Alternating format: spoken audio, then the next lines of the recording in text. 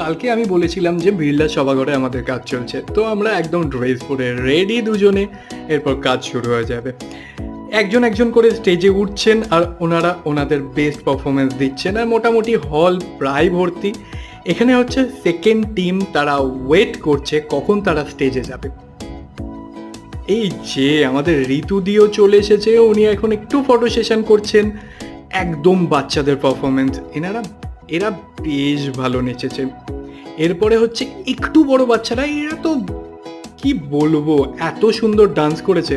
দেবলিনা দিয়ে হাই বলেছে আমার সাথে, সিরিয়াসলি খুব ভালো মানুষ ছিল উনি।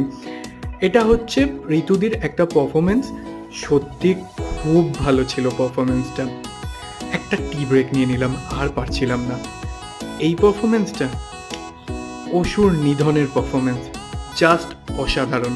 এটা শেষ হয়ে গেল, সবাই নাচানাচি করছে আর আমরাও বেরিয়ে